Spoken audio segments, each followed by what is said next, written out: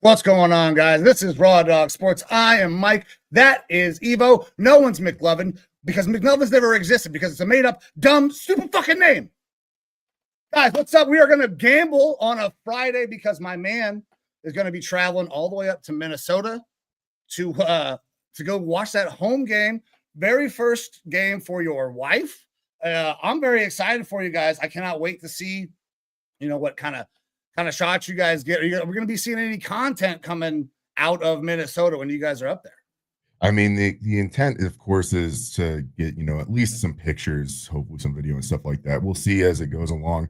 Like I'm definitely trying to, provide the most enjoyable experience to her going to her first NFL game, having it be a Sunday night game, having it be a home opener in an awesome facility like US Bank Stadium. And I'm super excited. Like, still, I haven't bought the tickets yet for a stadium tour tomorrow, but I'm still kind of playing that by ear to see like how tired we are when we get in tonight. Because as soon as we're done with the show here, I'm hitting the road on the way to Phoenix to get on a plane, private jet, of course, from our sponsorship money that we've been getting to fly up to Minnesota. So we'll see how it goes. But yeah, if I get the opportunity, we're going to be producing some content, going to be getting some stuff to put out from being at the game. Should be pretty cool. Look, I'm super excited. They finally released the Yaller horn schedule there from Minnesota. Jared Allen is going to be sounding the horn, one of my favorite Vikings of all time. Obviously, just talked about him getting into the Hall of Fame. They are doing a Hall of Fame ring induction ceremony at halftime for him. Nice. Got a concert out front with a country artist that I'm not familiar with out in the pavilion basically beforehand. We're going to be, we got some plans made for the trip up there of things to do and things to see, but nothing super set in stone, which is the way I like to do it because I don't like having a hardcore schedule when I'm on a little bit of a vacation. So super excited to get up there and get back into the great North Country and see some Vikings football. And hopefully it'll be a good one because it sounds like we've got a baby goat on the way. JJ McCarthy's fiance, labor going, having that baby, having a little baby boy as of yesterday. They were either inducing, I don't know, I haven't seen anything about if he's a new dad or not. Second time father after becoming Caleb Williams' dad on Monday night. So it's pretty cool. 2 kids in 1 week essentially. Yeah, it's great, man. Congratulations legitimately to JJ on the birth of his first child. You said son, right? Yeah. Okay, on the birth of his son. Very cool. Having boys is awesome, especially once they get a little older, start playing football. I know your boys are getting a little older. Man, G's team has been so good this year, dude. So far, they have 3 shutouts in 4 games. G has not allowed a sack or a pressure, and I owe him, I think, $25 for his pants received. Yeah. So Bounty Gate. Listen, no. I just expect him to finish his blocks. And that's how listen, you want kids to do what you ask them, give them some sort of reward. Like we're veterans on this show. We're used to just telling motherfuckers do this or else. It doesn't always work that way, especially with kids. So I incentivize him to work harder through pay. Like, listen, feel good, play good, get paid good. If he keeps playing good, he'll get paid good. And that'll go on, hopefully, somewhere else. Yeah, for sure. He's going to start talking to you about signing bonuses and workout bonuses and all this shit probably if once he gets older and a little bit more savvy with it here. So just be prepared for listen, that. I'm not shelling out his NIL money. He's gonna have to become some sort of charismatic because listen, I love him. Great kid, excellent athlete, super smart, socially awkward, man. We were out at the tailgate. He just kind of chilled, didn't talk to nobody. He was cold, but he's 8th grade though, so we'll get in there. Linemen always find a way to kind of blossom. to flower into the personality. For But sure. man, are we ready to kind of start hopping into the show? We got a game to recap, and then we got a lot of bets to make because I'm kind of ready to fucking raw dog a nooner on a Friday. Yeah, absolutely. Let's get into it. Last night we had our first game of the week, Thursday night game. Washington Commanders go into Green Bay to play the Packers, and it did not turn out well for the Washington Commanders. Didn't turn out for our predictions either. We both kind of were on the Commanders with the points. Ended up being 27-18 in this game. And realistically, the Packers looked like they were in control for the entirety of the game. They allowed some points a little bit later on, second half. But even then, it looked like it was pretty much out of reach for the Commanders for the most part. And like I said, I'm well renowned Packer hater being a Viking fan. I like to talk shit. But I do try to give flowers where I can and not completely give you guys bullshit. The Packers played a good game last night. Unfortunately, I'm still, and we talked about this before the show, I'm still lost on who the Packers actually are because they played a very good game last night, but they didn't look to me like they were dominant. It looked like the Commanders were dog shit. Like they played the most vanilla, whatever fucking offense out there. And then particularly on defense, it was some of the loosest zone play I've seen from those defensive backs in a long time. It looked like on every passing play, the Packers had someone open, and it was very easy to dissect. It wasn't like a second read guy type of. It was the first guy, the guy that they game planned to be open was open, and they were getting just small chunk yard. There was nothing that you could do. Lattimore constantly getting penalized. It was that was bad. Atrocious. Dude. It was atrocious defensive play. It looked like they were trying to play a bend not break defense, except for when they got down in the red zone, they were still in bendy mode. It was easy pickings for the Packers. I felt like the Packers probably should have ran this score up a lot more. Like it should have been worse. And so like I'm still kind of lost. Like I think the Packers are a good team, will be a good team this year. I've said it a bunch of times. I think that there could be 3 playoff teams from the NFC North. I just don't know who the Packers are. And it'll take the Packers, who they do have a difficult schedule. NFC North in general has a difficult schedule this year. It'll take them going up against some good teams to see what we actually have in this Packers team, in my opinion. I mean, next week, 3 weeks in a row of good play, I'm willing to say they're a good team. But this Commanders team, they had a cakewalk last week versus the Giants. And then this week, I don't know if they thought that they were playing another cakewalk or something like that, but it seems like they just did not have a good game script at all. Why are you running Austin Eckler like 90% of the time when you do have guys like Bill back there that could do some stuff and shows to be the better running back? Now, unfortunately, Eckler goes down. Torn Achilles for the year. And so we are probably going to be seeing a shift in that run play. But even then, like the offense just looked so neutered. Like didn't look great at all. And then the defense was just atrocious.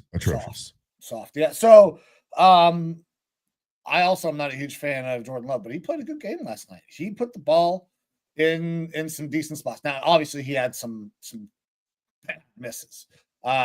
When he was out on the run on the one out going to his left, I was like, Jesus, I don't know where the fuck that ball was intended to go. And then, I mean, listen, he has his warts, but last night he showed that he played a pretty damn good game. And the guys were schemed open. They were wide fucking open, and he hit them. So now there were times where he missed guys that were wide fucking open. That first 4th down attempt going in on the post or glance, that should have been a touchdown, but he threw it way behind him. He didn't miss many more of those for the rest of the game, though. So the defense was just atrocious. Wide receivers running all through that motherfucker unscathed, got to anywhere they wanted. I'm pretty sure that post you're talking about was to Golden as well. Yes, to Golden. And I saw a lot on Twitter about like, hey, this is the big leagues. As a receiver, you got to come back and adjust to that. And I'm like, that was so far behind him. Yeah, like he's in a full sprint towards a post. Yeah, you can't just cut on a dime and come back 3-4 yards. Also, if you hit him in stride, it's a touchdown. It was well behind him on that one, but either way, like it just was. Like you said, Jordan Love took what was there, played well with what was given to him, and he was given almost everything. Yeah. So got like anything he wanted. It would have been very concerning if he had a bad night because of how loosey-goosey that defense played. Yeah, Commanders played like shit. I mean, I don't really have another way to put it. Their defense looked like shit. Yeah. It hopefully is a wake-up call for that team because I think we both think that they could be very good. Yeah. But, they need to show a little bit more grit than what they had and a little bit more game plan preparation because it unfortunately wasn't a great start to the week as far as football, as far as I'm concerned. Like it definitely did not match or meet the intensity, the highs of week one. Yeah, it did not. Unfortunately. Yeah, it fell short, mostly because the game was not a good game to watch. Now, obviously, we missed the bet. I went money line. You took the points. Neither one of those hit. So we are behind to start the week, but we came off a pretty good week last week. I went 11-5. You went 12-4. We got 15 games to pick today. You ready to start rolling through it, brother? Yeah, let's do it. We take all of our odds. If you're new to joining us or new to watching, we are not sponsored by, but we take our odds off of FanDuel. So feel free to follow along there. You can either fade us or you can follow us, or you can pick and choose based off of what we talk about today and what you feel good about. As a preface as well to this, I feel like this is a pretty chalk type of week for my lines and stuff as we go through here. And chalk sometimes can be good, when you get a little bit more risky with your bets, you're gambling. You could gamble and win big, but a lot of times you don't. So be careful with what you do with your money. Don't spend anything more than you got. But starting off, first game that FanDuel has up for me here is your Cleveland Browns. Yeah. Going into Baltimore versus the Ravens. Huge spread on this one right now. Baltimore favored minus 11.5 points. Money line of minus 750 for Baltimore. Over under of 45.5. Tell me why your Browns are going to win this one, Mike. So I don't know that we're going to win this game. It would be really hard to win this game. The Ravens are coming off of a heartbreaking defeat at the hands of the Bills. A game that they should have won, a game that they had a massive lead in. So they are obviously going to be determined to go and show that they are a good team, that they can win, they can hold on to a lead.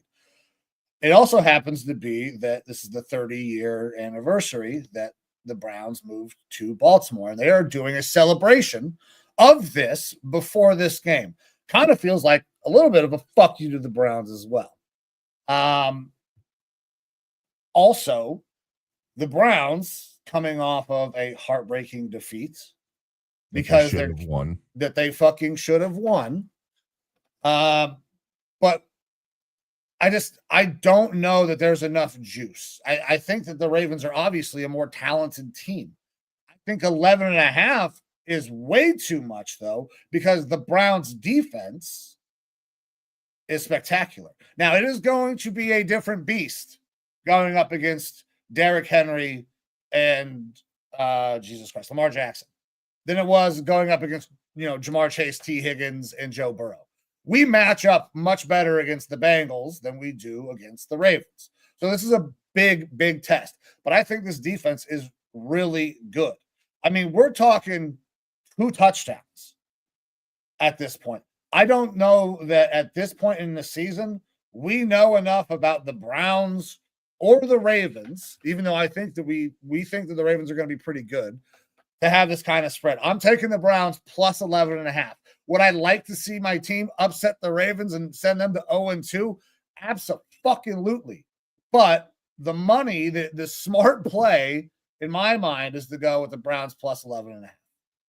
Yeah, look, if you're doing this purely on like a financial standpoint, it seems heavily favored and heavily likely that the Ravens are going to win this game.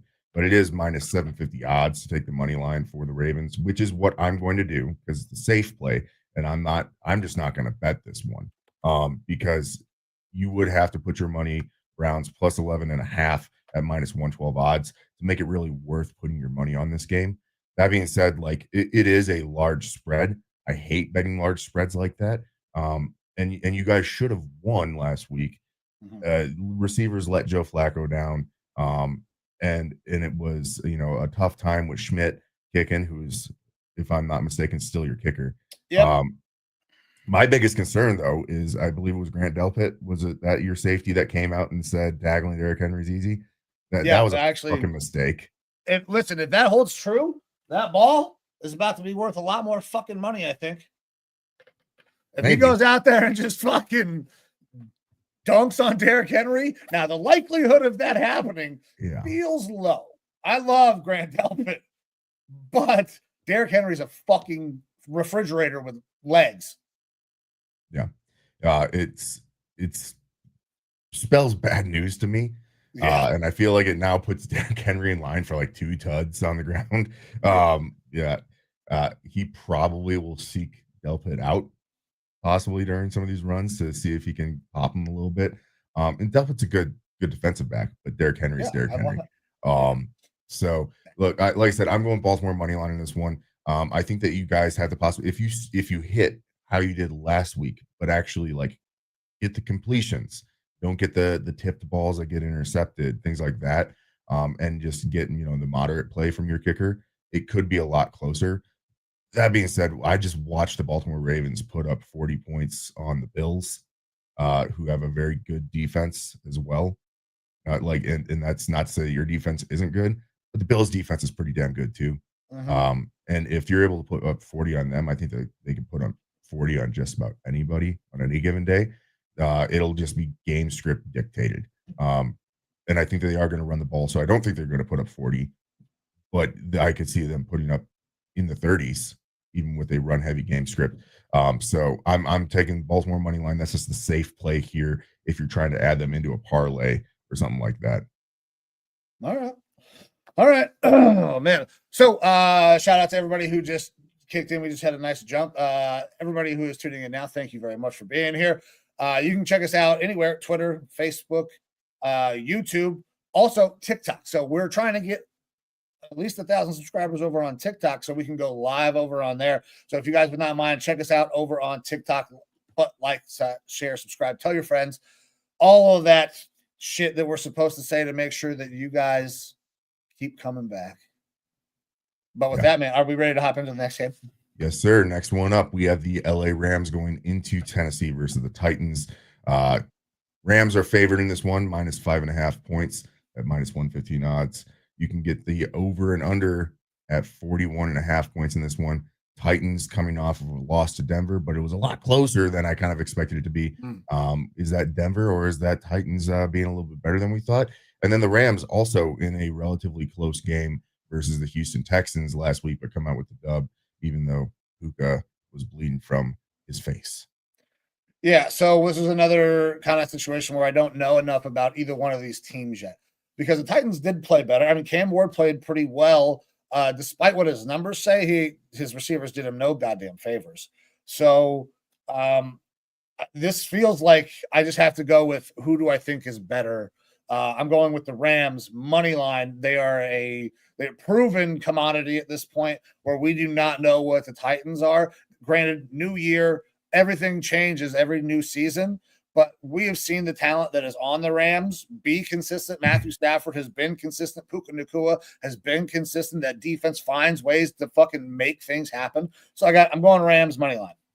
Yeah, and I think a lot of what this was, with the preface question that I had, the Titans were going up against a Broncos team that have a very good defense, but the offense is predicated in Denver around Bo Nix and him doing okay. And he had a pretty bum week last week.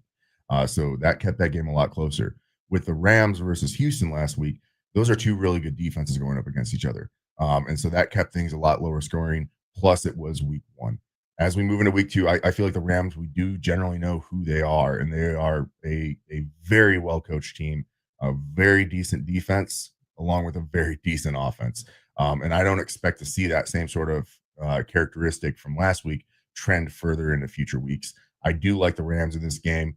Not enough to drop the 5.5 points here just because it is still early in the season and I want to see more of it. I'm also going with that Rams money line on this one. I don't have any faith in the Titans at this point. They will get some wins this year. They're going to catch some people when those receivers decide to show up or when you start to see them exceed their expectations.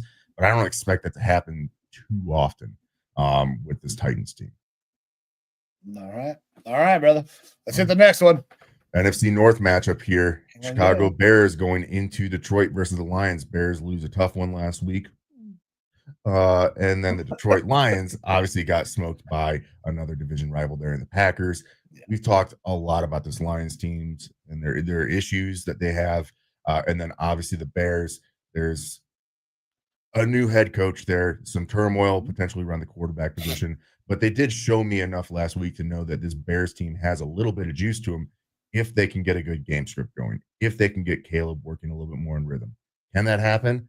I'm not sold yet, but it makes the Lions absolutely look gettable. Right now, the Lions are favored in this one at home, minus 6.5 points, over under a 47.5. What do you think about the Motor City Kitties? Are they going to be able to bounce back against this Bears team coming in on a short week? Well, obviously, there's an interesting coaching matchup that's going to happen in this game with the offense being play called by Ben Johnson. There's a very intimate knowledge over on that Detroit side of kind of how he likes to do things. I cannot imagine that he has changed a ton of things. He might have drawn up some new shit, some fun things this week to try to get at the Lions defense because Ben also understands the weaknesses of this Lions defense. So this is going to be a big time coaching matchup because I think the talent is somewhat similar. I like the Lions better than I like the Bears because of the quarterback situation, but I think talent-wise across the board, they're pretty similar. I think that Ben is still coming into his own as a head coach. I know he knows how to call plays. I'm feeling a Lions win. I feel like the Lions do get the bounce back. They're going to try to get to running the ball efficiently so they can work off a play action. And if they get that done, the game script is going to completely go their way in my mind because if they get Caleb into known passing situations, they can let Aiden go and rush the passer. And we know what happens when Caleb gets moved off his spot. His eyes drop. And then it goes into, can he make the play or not? I like Aiden Hutchinson to win that matchup. So I'm going Lions money line. All right. And I'm following suit, Lions money line here, though, with and forgive me, I know I just read this. I might have read that the Lions were favored by 6.5 points or 5.5 points, but it says 6.5 here. I just want to make sure that it is almost a touchdown now. It makes you consider this Bears team, if you're looking for a little bit of action, giving the Bears the points here because of all those things that you brought up. This is a big time coaching matchup that we're going to be watching to see how Ben Johnson is going to be able to try to take advantage of all the weaknesses that he knows about from his previous team. And he knows about because he's got coaches there that he's familiar with. And even if it is new coordinators in Detroit, he knows the tendencies of these players. He knows the tendencies of these coaches. He knows the tendencies of Dan Campbell to be aggressive. And there were some bad coaching decisions made by Ben Johnson last week, like not kicking the ball out of bounds and the weird, challenge on a play that he shouldn't have. Like there were some weird coaching decisions, and those are going to get cleaned up. He's a brand new head coach. He's going to start to clean those things up. I don't know if it'll happen all in 1 week, but I mean, there's some pretty easy, nails that are sticking out to hammer back in. Like I said, the Bears didn't look terrible against my Vikings last week until the fourth quarter. Yeah. I mean, there was definitely warts throughout the game that just weren't taken advantage of. But the Bears team, I think, they're better than they looked last week, but they did go full Bears by the end of it. I don't know that Ben Johnson is going to allow that to happen week in and week out. So I do kind of like the idea of giving the Bears the points here, but I am just going to fall money line for the Lions because it's the safer bet here. Yeah, I am really worried about that interior offensive line for the Lions, but I feel like this is definitely a game script time where they're going to try to get aggressive with that run game in Detroit. They've got a two-headed monster there. They didn't get to use it last week effectively. They're going to really try to use it effectively this week. And it'll be a very different type of game for this Bears team to have a loud, obnoxious crowd while they're out there on offense, which I don't think is going to help Caleb at all. At all. It's already complicated. Ben's already got him confused. Yeah. And it's a short week. It makes it a little bit more difficult there. So yeah, Lions money line for me. All right. Next up. Yeah, one team from New York, one fucking team from New Jersey. Yeah. Well, we got the Bills going into the New York Jets out there in Jersey. Bills are favored in this one, -6.5 points, kind of expected there, over under of 47.5. Bills, again, got that really nice win last week. And the Jets had a very close game against the Steelers, a bit of a shootout. Two teams that put up a lot of points. The most points in the league last week were coming from these two teams in their games. Where are you going in this one, Mike? You just brought it up, man. These teams scored a lot of points. We saw that the Bills defense can be a little susceptible to the run. And what do we think the Jets are going to try to do? They're going to go with the same game script that the Ravens went with. They have very similar athletes. Well, maybe not Derrick Henry and Breece Hall. They're not similar athletes, but they're quality back at least, that are going to try to stress this defense running the ball again. And also the Jets can obviously be tested by somebody who can dissect the defense, and Josh Allen has been doing that in spades. I think there's a fuckload of points that get scored in this game. I'm taking the over 46.5. 47.5 right now, according to damn it. Well, when I got it this morning at 46.5. So I'll take 47.5 still. All right, over of 47.5. I'm going with the Buffalo money line. Obviously, I think the Bills are one of the best teams in the AFC. The Jets showed some last week for sure, putting up all those points and competing with that Pittsburgh team. But I think that Pittsburgh defense has played really bad last week until they tightened up at the end. I don't know that the Jets are going to be able to do that sort of a game script week in and week out. And like you said, they are going to be a run-heavy team, and the Ravens were able to be a run-heavy team, but I still don't have the same sort of fear from absolutely Justin Fields that I do from Lamar Jackson. I don't have the same sort of fear of Derrick Henry that I do when it comes to Breece Hall. That's not to say Justin Fields and Breece Hall aren't good players.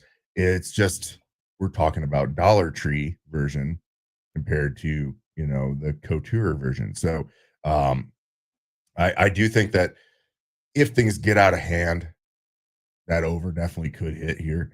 But as of right now, I'm going with Bills safe play money line on this one.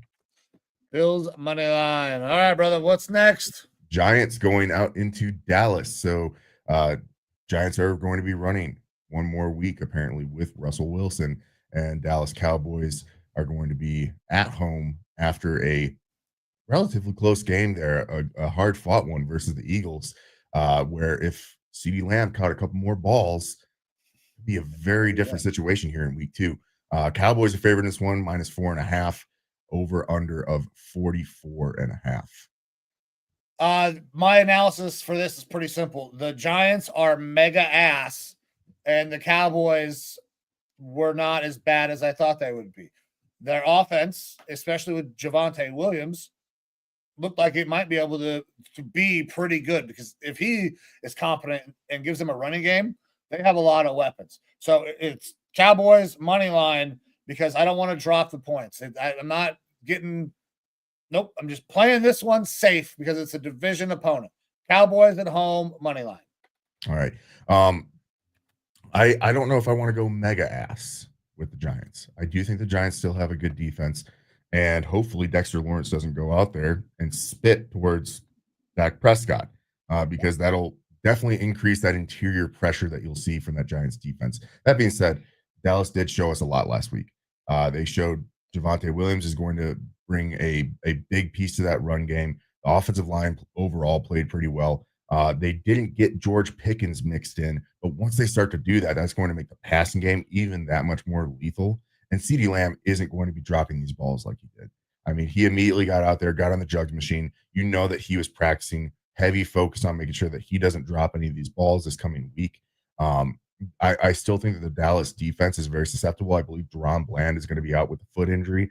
Interesting how he constantly is always getting hurt, yet is worth a contract nearly the same amount as the best cornerback in the league out there in Denver. But let Jerry do what he wants, dog. Yeah, yeah, he got torched last night too. That was pretty fucking funny. Packers fans giving it to him. I don't know if you saw any of that, but they had murals up outside of Lambeau of Jerry crying, and it said like "Thanks, Jerry" next to it, with Micah Parsons next to it, and then they had Micah Parsons on the post game show, and the crowd was "Thank you, Jerry," and Micah was just bouncing with it.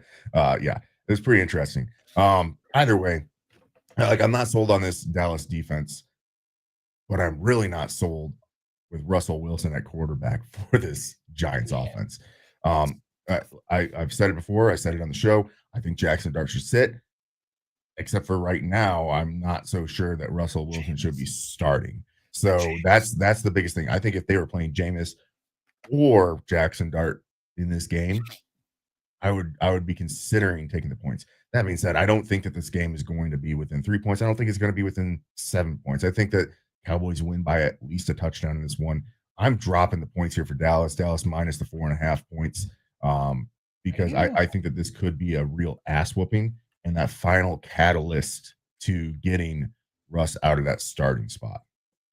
Yeah, and if that is the case, if it happens this early in the season, you can guarantee that Russell will be looking to be released and try to go catch on somewhere else.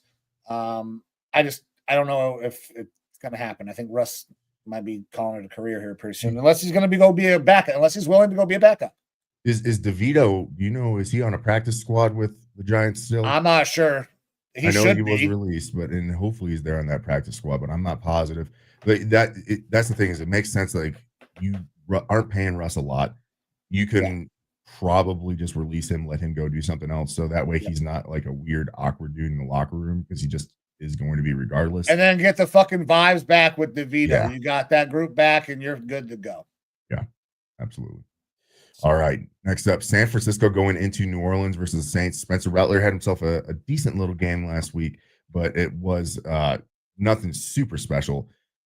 San Francisco gets the win, but they kick their kicker out of there. Jake Moody's gone. Eddie Pinheiro in, who is not a great kicker, but very consistent. Way more consistent than Moody's been. But the big storyline here is there's a bunch of injuries again for this 49ers team. The injury bug continues to hit them. George Kittle on IR. You have Brock Purdy out 4 to 6 weeks with both toe and shoulder injuries. Christian McCaffrey, obviously, always dinged up. Do you think that putting Mac Jones out there for the 49ers, along with the vaunted tight end known as, I believe it's Jake Tonges, who caught a nice touchdown last week, do you think that's going to be enough to put one up on these New Orleans Saints at home? Yeah, I do, because it's the fucking Saints, and we're talking about a Shanahan-led offense. You can basically toss any goddamn quarterback in there, run enough play action, and you're going to set up great things for him. This is going to be a Shanahan coaching extravaganza. He's going to fucking outcoach the shit out of Kellen Moore, who is the coach, right? For the Saints. Yeah. That's what I expect to happen in this thing. They're going to find a way to win. They're going to run the ball. They're going to slow it down. And I do not think the Saints will have enough juice to out-jewel them. It's going to be a low-scoring, shitty game that the 49ers win. 49ers money line. All right. And I'm there too, bud. San Francisco money line on this one. Mac Jones can feed the ball around. He can be Jimmy Garoppolo in this system, which is essentially what's happening here. And that's a lot of what Brock Purdy was asked to do. He's not as mobile as a Brock Purdy, and as lively as a Brock Purdy, but he's a discount version of Brock Purdy in some respects. And so they're going to have a run heavy scheme. They're going to do these little dump offs to Ricky Pearsall and whatnot. And I think you can get by with that. I'm not going to drop the 3 points here because I do think that this could be a lower scoring game. I don't think either offense is going to be super flashy or super exciting, but I do think that San Francisco is the better team here. So I'm going with them on the money line. All right. I felt like we had to agree there, man. Like the Saints are. I'm not sold. Look, this is one that the Saints could get over, and I think that we probably will see a lot of people betting the Saints. It would only be because of injuries if they win this game.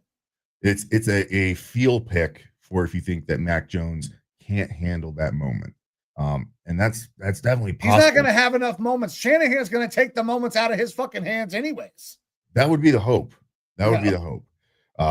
But you never know. Look, quarterbacks succeed in that system, man. Like Mac Jones isn't going to be the same guy that he was with the Patriots or the Jaguars. He's Mac Jones in a Shanahan system, and that's very simple for the quarterback. It makes the quarterbacks look a lot better. All right, next up, we have the New England Patriots and the Miami Dolphins. The Dolphins coming off of a players-only meeting after 1 week. One. Yeah. What is this, fucking high school? Like, it spells bad things for the coaching staff, and it spells bad things for the team that we're doing amateur fucking hour shit. And we can't involve our coaches in this one already. We need to have a heart-to-heart amongst us players. It's not good. Unless it was a fucking coup where they're like, let's go out there and get our asses blown out completely so that way we can get our coach out of here and get some real coaching. I don't know. Maybe that's what it is. Conspiracy theory, whatever. I don't fucking know. Either way, I don't think McDaniels would be all that upset. Like, he probably would just be confused for a moment and be like, yeah, well, my death came.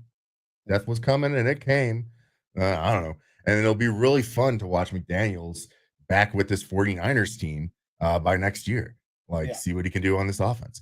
That being said, Miami's favored in this one, brother. They're favored -1.5 points at home, over under a 43.5.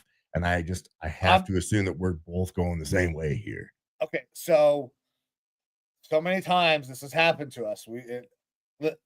I'm just going to say what I'm picking, and I'm not going to give any analysis because you know what I'm talking about. I do. Patriots money line. Yeah.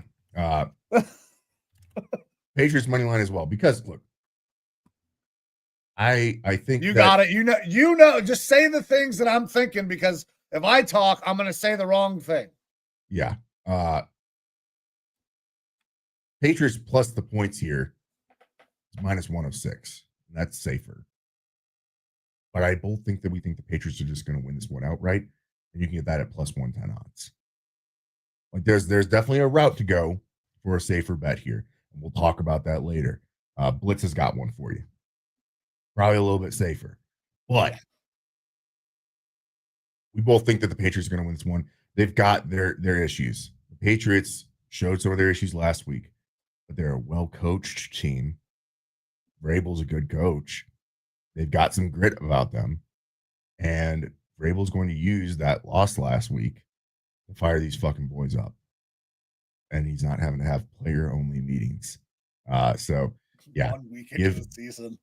Give me New England on the money line. Yep. All right, I made it through. I'm not going to say it. Let's move on to the next game. Yeah. All right, Jacksonville going into Cincinnati versus the Bengals. Bengals are favored at home, -3.5 points, over under of 49.5, which means that Vegas is expecting this one to get a little bit loose, a little bit more scoring this one. And that's because both these teams have offenses that can put up some points and defenses that are question marks. Cincinnati more so with the questionable defense, and Jacksonville a little bit more question marks on offense. But you do have Travis Hunter, you do have Brian Thomas Jr., you do have Etienne, who had himself a fantastic week last week, and they obviously feel confident because they did trade away Tank Bigsby there. So I look, I don't like picking over and unders too much. I could see this one, each team getting 25 or more points in this one, which would equate to an over hit. But I'm not going to be going with an over under bet on this one. I'm just going to be going with who I think the pure firepower is going to be. And we might disagree on this one, but I'm taking the Bengals on the money line on this one because I do think that you can't hold back that offense for too long. I don't think that the Jaguars defense is going to be anywhere near as good as your defense was against this Bengals team last week. You're not going to hold T. Higgins and Jamar Chase to just a handful of receptions. These guys 7 are yards in the second half as a team. Yeah, it's not going to happen week in and week out. You did see the Bengals play a lot of their starters in the preseason. I don't know that helped them a ton last week, but it probably accelerated their normal shittiness. The problem wasn't early season Bengals woes. It's that the Browns defense is really good. I mean, that's a narrative. That's a narrative for sure. Yes, and I would be writing it too if I was a Browns fan with you. But look, I think that the Bengals offense, I think the world of their capabilities. That offensive line is still scary. You are having to play, I believe, Dalton Schultz there at right guard because of injuries. But that's not necessarily a downgrade or an upgrade. That is just kind of, you have a sieve for an offensive line. But I think between Chase Brown, T. Higgins, Andre Yosevich, and Jamar Chase and Joe Burrow, that they're going to be able to put up a decent, healthy amount of points here, enough to win this game. I'm going Bengals money line. All right. So, listen, I am a Bengals hater, renowned Bengals hater, but I'm also kind of like Mickey Mouse, and I'm about my money. I think the Bengals are going to be much better. I think they're going to have a much better offensive output this week because I think the team that they ran into last week has an excellent defense. I think the Jags defense is kind of improving, but it is nowhere near the level that the Cleveland Browns defense is. I am so much on the Bengals this week that I'm actually dropping the points. I'm going to drop the 3.5. It's still 3.5. Yep. Okay. I'm dropping the 3.5. I am not sold on the Jags. I was very surprised at what happened last week. I don't know if that's going to be week in, week out. They're going to have to prove some consistency to me. I think the Bengals go out there and score a shitload of points. So that's where I'm going. Bengals minus 3.5. All right, cool. Next up, Seattle Seahawks are going into Pittsburgh to face Aaron Rodgers and the Steelers. Steelers are favored at home minus 3 points, over under 39.5. Expected to be a little bit of a lower scoring event, despite the Steelers putting up a whole bunch of points last week. Seahawks did take that L to the 49ers last week. Sam Darnold didn't look bad, didn't look good. Really weird run game involvement that we've talked about. Not using Kenneth Walker as much as you would expect. Zach Charbonnet getting a lot more work. Do you think things start to even out, or the game script gets a little bit better for the Seahawks in this week? So I hope that it does. And that's where my bet is going this week. So I don't know if they'll have enough to win this game. And I typically stay away from these spreads when they're an even number, like 3 points. But I think this will be a very close game. I think the Seahawks are a bigger test defensively than the Jets were. I think that their defense can be really good. I think that their secondary can be really good. We'll see if Aaron Rodgers can dissect this defense. I'm going to go with the Seahawks plus the points. I would love to see more Kenneth Walker, but if they're going to go with a mix, they got to find a good balance, because what they had last week did not feel like it was a good mix. Neither guy was able to get going. So they got to figure out if they are going to do more of a timeshare, how that actually structures, so one of those guys can at least get in some sort of a rhythm. Yeah, and I'm also going Seattle plus the points here, but this is definitely a projection thing. Pittsburgh looks like they could easily just walk away with a win in this game, based off how they played last week. But that Steelers defense, they allowed a lot of rushing last week. They allowed a lot of points last week. I need to see them stiffen up and not show that they're aged out back there. And for the Seahawks, you do have a good two-headed back system there with Kenneth Walker and Zach Charbonnet. They need to lean on it more appropriately to set up that play action for Sam Darnold, because Sam Darnold, we know, can at times get flustered. Yeah. You need to provide him the ability to work that play action, not get flustered, and then start to spread the ball around a little bit more than to just JSN. You do have Cooper Kupp there. I don't think Cooper Kupp is washed. I think that he's a solid receiver. You need to get him mixed in more to have that offense be varied in its passing attack. If they're able to do that, I think that they can at least stay competitive and close in this game. I think that the Steelers probably end up winning, but I'm going to take the points here for Seattle because it could be a closer game, one that neither team really starts to blow each other out. All right. All right. Denver Broncos going into Indianapolis versus Indiana Jones. Going to keep on going with that one. Yeah, dude, Broncos so favored good in this one, minus 2.5 points here. And an over-under of 43.5. Colts had a fantastic week, but they were going up against the Dolphins last week. Daniel Jones looked like the second coming, but they were going up against the Dolphins last week. Keep having to remind myself of this. It was against the Dolphins. That being said, I really do like the construction of this Colts offense outside of the somewhat question mark of Daniel Jones. So we'll see. This played is a really so good efficient defense last week, man. They ran the ball. They played off of their run game. It was great play calling. Well, how efficient can you be though against this Denver defense? Just slaughtered with tons of good players versus the Dolphins defense, which is fucking terrible, and it was not a threat. I do also like the Colts defense though as well. I like the upgrades that they made in the offseason. I think it's pretty underrated how much better that they got this offseason. And this will be a little bit of a test if Bo Nix decides to show up and kind of look like he did at the end of last year. Because if he plays like they did in week 1, it's going to be a tough matchup there for the Broncos. And they're going to start to get really run focused there with Denver until Nix figures it out. I think that's probably part of the script for Denver. They need to lean on RJ Harvey and J.K. Dobbins to stay competitive in this one.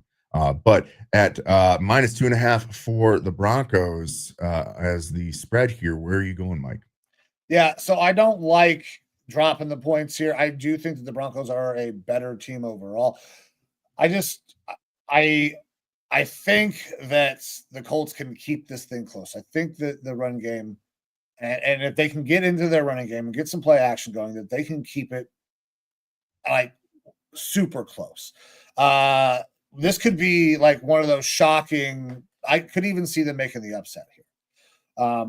But that is going to be predicated on if Bo Nix plays like he played last week. Because if he does play like last week, I do think they lose because the Colts are a more talented team. So I'm just going to go Broncos on the money line here. It's the safest bet, I think, in my mind. You got it minus 120 odds, so that's where I'm leaning Broncos money line. All right, I am taking the Colts plus the points, plus the 2.5 points here because I do, like I said, I think that defense upgrade is underrated. I think that they will be a top 15 defense by the end of the year. I think they've got a good offensive line and a strong run game. I think Tyler Warren diversifies that offense in the passing game and run game. And all you have to do is set up Daniel Jones with a game script like the Packers had last night.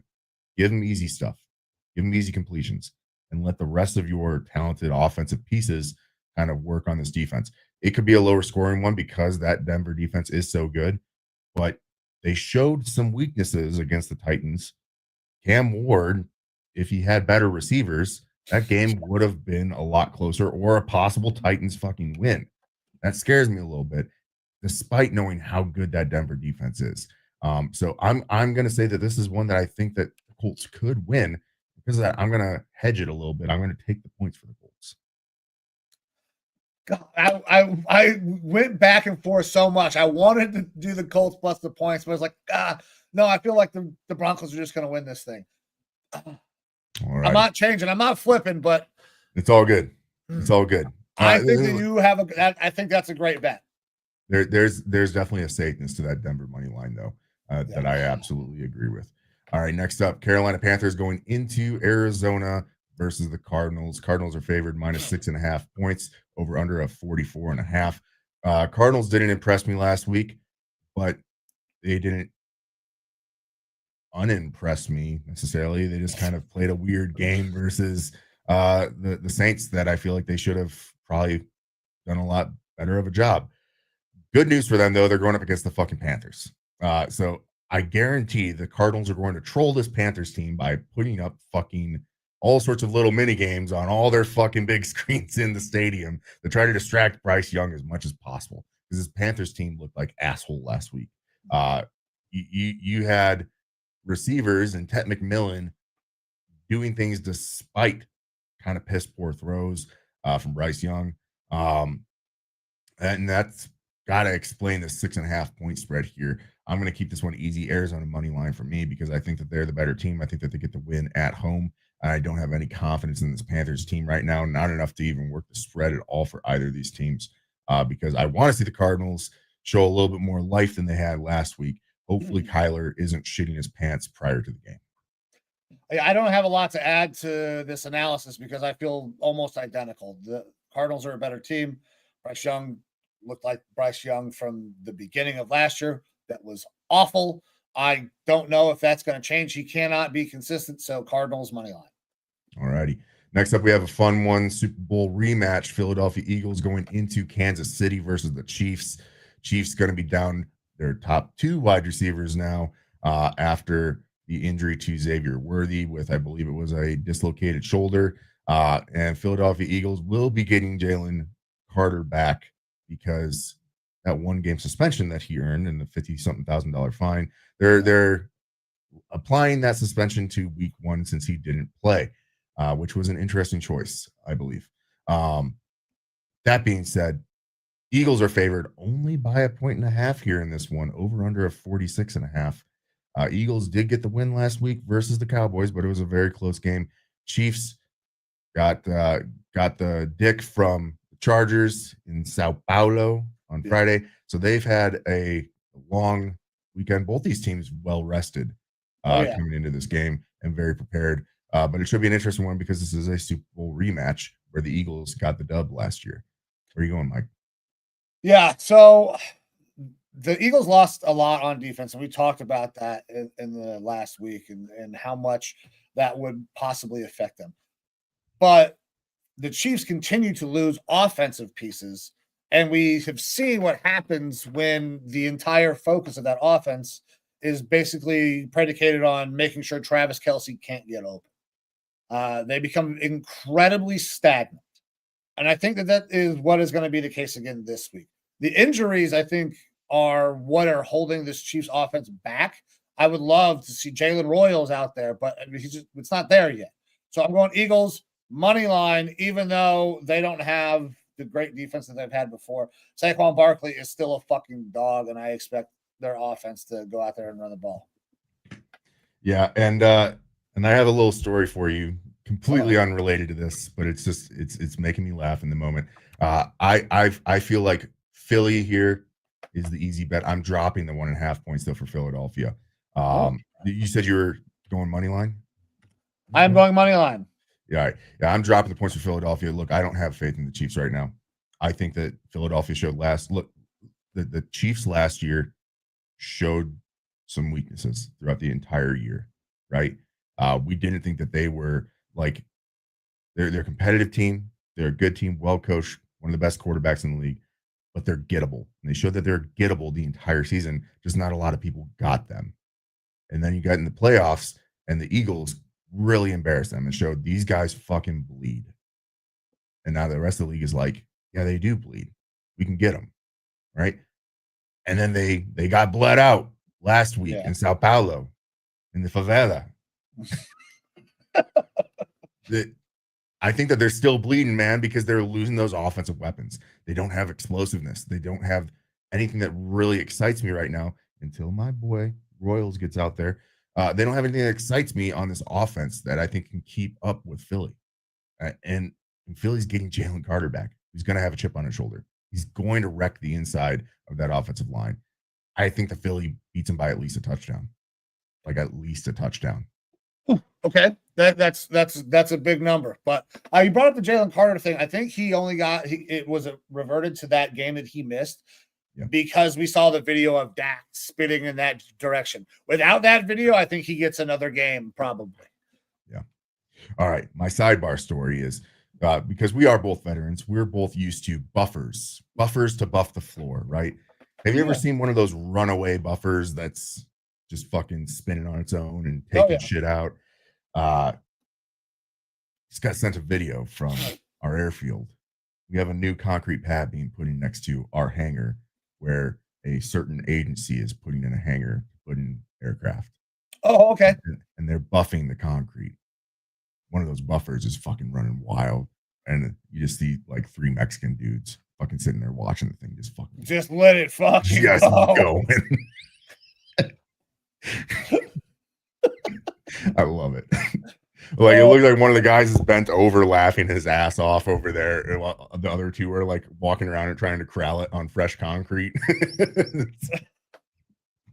I love it. Oh, shit. It's the little send that video to the group. That way we can get that in the talk. I think we're trying to do another talk this Sunday. Yeah, I will absolutely get that sent out to you guys. All right. So that is our last game of Sunday afternoon, moving into Sunday night football. Atlanta Falcons are going into Minnesota versus my Vikings. I will fucking be there for the home opener and the homecoming for JJ McCarthy, the homecoming for Adam Thielen. Justin Jefferson needs one more catch to reach 500 catches in his career, and he'll be the youngest player to do so, assuming he gets that catch on Sunday night.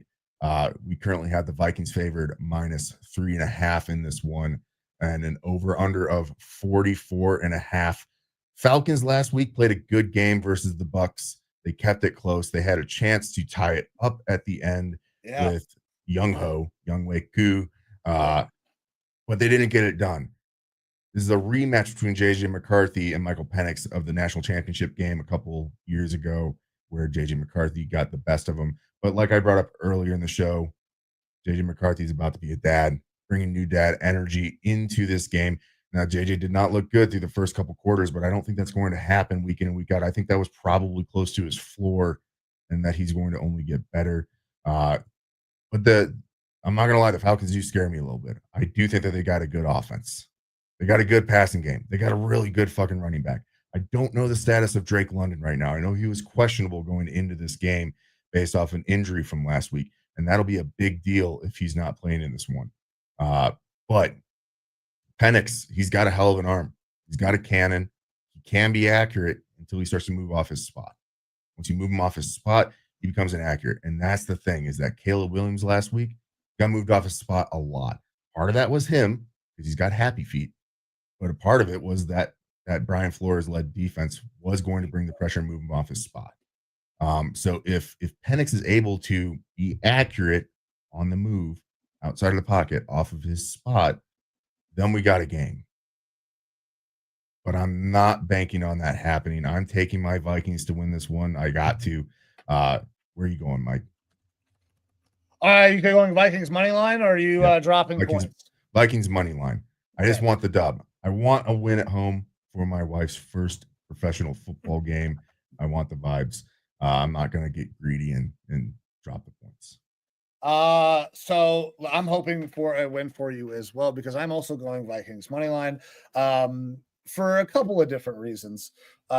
One, because I think it's funny that Falcons fans are starting to hate me so much, so I just want to keep picking against them. Two is I don't think that this game really has much to do with your quarterback at all. I think the matchup that dictates this entire game is Michael Penix versus Brian Flores. I think Flores is going to confuse him, send blitz packages that he is not going to know what to do with. I can see that there's going to be some sacks, some turnovers in this game. I think that your defense is going to get after Michael Penix. We saw what happened last week. When he becomes inaccurate, when he gets moved off his spot, it's not that he just misses. He misses high. High passes in the NFL are picks in the NFL.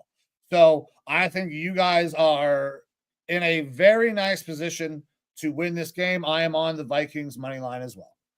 Yeah. And look, to be completely honest to everyone out there, week 1 was amazing. We saw a lot of really good competitive games. I hope that this game in week 2 is boring as fuck. I want to see a fucking blowout. I would love to see a blowout in person at home, just enjoying it, slapping glizzies down the throat in fucking US Bank Stadium, enjoying a couple adult bevies. Hopefully it's a good one to be there in person to watch. And keep your eye out in the corner where the Vikings come out for their entrance. That's where I'll be about 20 rows up. All right, hell yeah, rows up. So looking forward to that. Hell yeah, I'm pumped for you. We'll be on the lookout for you. I'll be leaving Caleb Williams' mouthpiece at home. Got it. Smart. All right, man. Are we ready to hop into the Monday night games? Yeah, Monday night games, plural. NFL is doing this again. They're hitting us with a Monday night doubleheader. Can we, before we fucking break down these games, fuck you, NFL. 10 o'clock p.m. start time on a Monday night game? Well, not all of us live on the butt fucking are you East fucking Coast. kidding me? How many people watch? Okay, everything is based off of East Coast time. These guys are dicks. This is bullshit. I'm gonna have to watch this thing the next day. There's no way I'm staying up. Well, no, I have class early on Tuesday. I can't stay up for this whole fucking thing. Well, look, the late game is East Coast team or West Coast teams, so they're not playing for you guys, I guess. But either way, doubleheader. We do have an actual decent split between these two games, though. As far as time, NFL in previous years has overlapped these fucking games, which is what annoys me. I don't mind a doubleheader as long as you have a correct split between the games where I can actually watch both the games without having to have both of them up at the same time. Can we not go like 5:30 and fucking 8:30? Well, because 5:30 your time is in the middle of the workday for the rest of the country. So it just doesn't work. You East Coasters are just fucked. 6:30. You guys on the fucking East Coast can eat a dick because that's what we have to do on the late. You're on the East Coast. Haha, eat a dick. On the West Coast. Fuck. You said it right. I heard it. Anyways, getting into this game, we have the Tampa Bay Buccaneers going into Houston. Sometimes get L&D mixed up. Yeah. Texans are favored at home -2.5 points, over under a 42.5. Texans, really good defense, played a close one versus the Rams last week. Buccaneers got that win at the end, but they are coming in as the underdogs with that -2.5 points going towards the Texans. Mike, thoughts on this game? I believe we're going to fucking differ based off so based on the conversation we had earlier, man. Baker did a good job last week. I thought he led a great fourth quarter comeback. But I do not think that. I love that guy in the beard too. Hold on, we gotta pop that up. That comment fucked me up. Yes, I love that guy in the beard too. So Baker did a great job of coming back last week from a deficit. I just don't think that the Falcons are as good a team as the Texans. I believe that the Texans have really are trying to piss their fans off, huh? Yeah, fuck the Falcons at this point, man. Oof. Well, just stay out of Atlanta. I guess, yeah. Where the players play. No, man, listen. Baker did a good job. I just think that the Texans are a better team than what the Buccaneers faced last week. I think that offense needs to find a way to get going. They need to block a little bit better for the Houston Texans, but they're gonna find a way to get something going. Nick Chubb was efficient in that run game. I think that if they can get a little bit more run game going, they will be able to work off of that and take some pressure off of that offensive line. They got to be able to run some play action, take pressure off that offensive line, and they can go win this game. I feel like the game script is going to be very similar. Both of these teams are going to look to do the same things. Baker's going to want to work off of play action, or, you're just going to hope for some really good defensive plays. So I'm going Texans money line, and you, I believe, are going opposite. Yeah, I'm taking Tampa Bay here on the money line. Not even taking the points. I'm taking them on the money line plus 118 on the money line for the Buccaneers because I really like this Bucs team. I picked them as one of my top teams in the NFC in my early year predictions. The Texans, phenomenal defense. Like I said, could have one of the best defenses in the league this year. And I absolutely respect that. Buccaneers, I think, have the opportunity to have a very good offense. I love Bucky Irving, love Baker, love the way that Emeka played last week. And of course, you have the ever steady Mike Evans out there at wide receiver. Now, this is a little bit of an old trope that we're pulling from, I believe, about 2 years ago with this Buccaneers team, but they play good on the road. And they played good on the road last week in Atlanta. Not an easy place to play. And I think they'll be able to play good on the road in Houston as well. And the biggest question mark for me with the Texans, while I do like a lot of their offensive pieces, like the quarterback, like the receivers, that offensive line is fucking hot garbage. I think they are really terrible. And they are even more dinged up than they were going into last week. So Buccaneers, I think, have a little bit of juice as far as pass rush. They'll be able to get home a little bit, create some disruption. I almost could see this one starting to hit the over. 42.5 feels a little low to me. I don't think that we're going to see 21-21. I think that we're seeing 24 and higher from at least one of these teams, if not both of them. So I'm feeling a little bit out there on this one, but I'm going Buccaneers and I'm going on the money line because I like their chance to win this one. All right. And then lastly, we have the Chargers going into Vegas versus the Raiders. Harbaugh versus Carroll. We get to see this matchup again, which is always fun. Pete Carroll asked, what are some of your fondest memories of playing versus Harbaugh? And he goes, I don't have any fond memories of him. And it was a little bit joking and just because I think these guys do truly respect each other as coaches. But they've had some matchups, man. Dating all the way back to Stanford 49ers versus USC. Oh, yeah. Look, that was when about that. Harbaugh kind of ran up the score, and Pete Carroll goes up and, what the fuck are you doing, man? In the end of game handshake. I forgot about that. All on camera. They've had a lot of good matchups. And so this should be a fun one here. We have the Raiders at home as dogs. Yeah.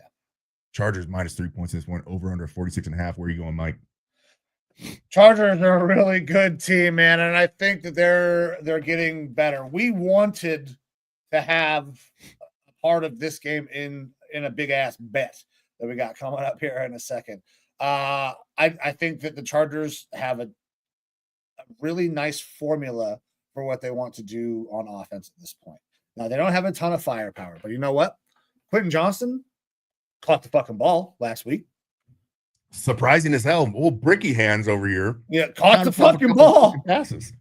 Yeah, so if he continues to catch the ball, and then you get Ladd working underneath in a run game that we know or that we believe is going to work because Harbaugh has always had a pretty solid running game.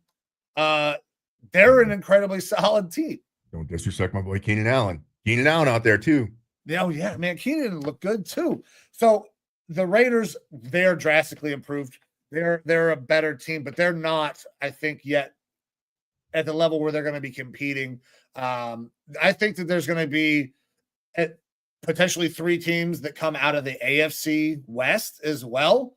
And I think the Chargers are one of them. The one team that I think might miss it is going to be the Raiders, who will be competitive, but I don't know that they will make the playoffs. So I'm going Chargers on the money line here. I'm not dropping any points.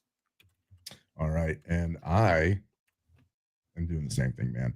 I'm not dropping the points because this is a home game for the Raiders, but I really like the Chargers in this one. I think that they're fantastically coached, showed up really well versus the Chiefs last week. And I know I downplayed a lot of the stuff with the Chiefs in their game this week, but they are still a team that went to the Super Bowl last year.